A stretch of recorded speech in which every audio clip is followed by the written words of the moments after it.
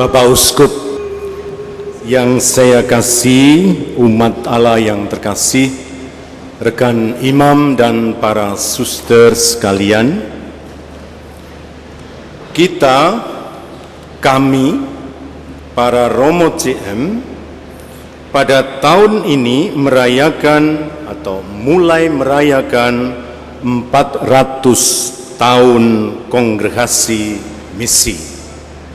Kongregasi misi didirikan menurut pendiri kami tahun 1617. Pada waktu itu ada 3 panggilan yang oleh Santo Vincentius diterima dari Allah. Yang pertama itu adalah pewartaan Injil kepada orang miskin. Yang kedua, pendidikan calon imam dan imam. Yang ketiga, yang menyertai itu juga adalah pendidikan awam. Itu sebabnya Romo-Romo CM dengan sekuat tenaga berusaha juga mendidik para imam. Santo Vincentius terbiasa berkata bahwa CM itu la petite compagnie, serikat kecil. Kami ini CM itu kongregasi kecil. Karena kongregasi kecil, hidup kami, kata Santo Vincentius, berasal dari kemurahan Allah, dari kemurahan Tuhan. Kami pergi kemana Tuhan mengutus. Kami datang kemana gereja memanggil. Pada tahun 1923, keuskupan yang luar biasa ini, namanya Keuskupan Surabaya, pada tahun itu hanyalah stasi kecil dari Vikariat Jakarta. Romo Yesuit datang tahun 1859 dan oleh Vatikan, persisnya presiden dari kongregasi Propaganda Fide, namanya Kardinal Van Rossum, memanggil CM untuk berkarya di Surabaya. Pada waktu itu data umat sangat sedikit. Umat Katolik Jawa tidak lebih dari 2 baris bangku depan, tidak lebih dari 40 orang.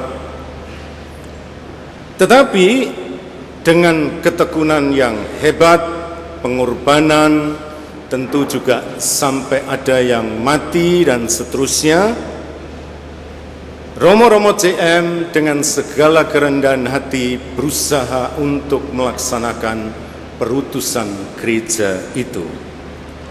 Dan kita tahu dengan baik sekali, pada tahun 1929 ada seorang pastor yang sangat sederhana dan rendah hati, namanya Romo Bastiansen, Anton Bastiansen. Anton Bastiansen mendapatkan buah pertama dari misi, yaitu baptisan yang pertama di Blitar, dan di antara baptisan pertama itu ada seorang anak kurus, kecil, cacingan, tapi pandangannya tajam, namanya Aloysius T. Dikatakan begitu. Dialah yang kemudian menjadi Uskup Surabaya. Bapak, Ibu, dan saudara-saudaraku yang terkasih, Monsinyur saya kira kelakar kalau berkata saya dulu memilih Projo karena takut diutus misi. Saya yakin itu berkelakar, karena saya waktu itu muridnya dia, jadi saya tahu bagaimana seriusnya dia mengajar. Nah, tahukah Anda bahwa tahun 1934 di mana yang namanya Romo-Romo CM di Keuskupan Surabaya waktu itu masih sangat sedikit, tapi ada seorang imam pertama, yang imam pertama itu namanya bukan Dwijo Susastro CM, juga bukan Aloysius Dipyo Karyono, tapi namanya Dr. Yong Tadi. Dr. Yong Tadi atau Tadi Yong. Itu dokter ini berasal dari Ngunut dan menjadi imam di Belgia Ordo Benediktin. Tetapi tidak berkarya di Belgia, melainkan menjadi misionaris di Cina. Berarti keuskupan ini sudah dari sejak awalnya memiliki karakter misioner dan semangat misioner yang luar biasa.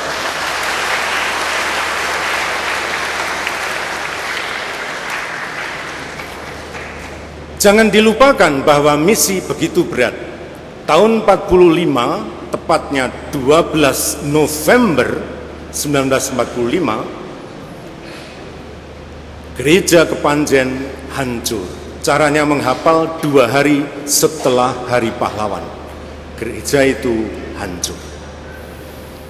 Romo Anton Bastiansen yang sama menangis kepada Tuhan. Dia berkata, Tuhan, karya misi yang hebat ini terancam hancur.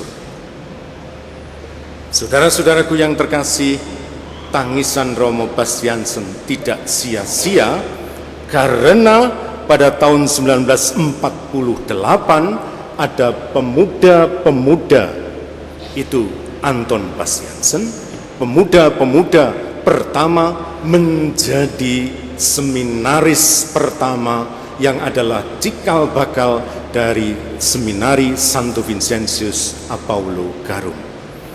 Dan kisahnya itu menurut saya cukup heroik, tetapi tidak perlu saya ceritakan di sini, melainkan sekedar untuk menunjukkan kepada Anda bahwa Tuhan memberkati keuskupan ini.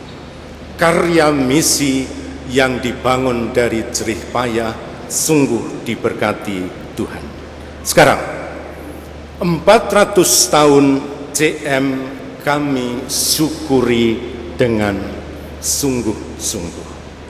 Yang pertama, tetap kami setia berbakti di Keuskupan Surabaya yang adalah rumah perutusan pertama yang dibangun dengan begitu hebat oleh para misionaris bersama umat, bersama seluruh panggilan yang baru, terutama dari romo-romo diosesan.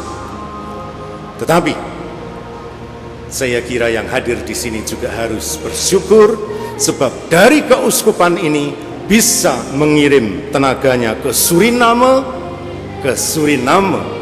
Suriname Belanda, di paroki Paramaribo. Kemudian di Bolivia, saya tidak tahu kotanya, mungkin El Alto, kota yang ada di atas ketinggian, di mana pengorbanan luar biasa. Kemudian Solomon Islands itu adalah seminari untuk romo-romo projo. Kemudian Papua New Guinea juga adalah seminari diosesan dan paroki-paroki terpencil. Philadelphia, Amerika juga kami kirim ke sana itu untuk para imigran. Cina dan Taiwan kami juga tidak meninggalkan, dan malahan kami mendidik, membantu para romo-romo projo yang ada di sana. Kemudian Papua, Merauke, dan tentu saja Kalimantan yang kami cintai, yang telah menghasilkan panggilan. Gereja Anda telah menjadi gereja misioner. Nah, tahukah Anda foto ini? Nah, jangan salah paham, yang di tengah yang telanjang yang kelihatan udelnya itu bukan romo visitator. Saya tidak hendak menunjukkan foto itu sebenarnya, tapi di balik foto itu foto berasal dari 1934. Di baliknya 1934, Romo van Gutem menulis begini, inilah calon-calon misionaris kami. Saya membaca tulisan tangan itu sebagai sebuah doa para misionaris. Dan hari ini doa itu terkabul di antaranya.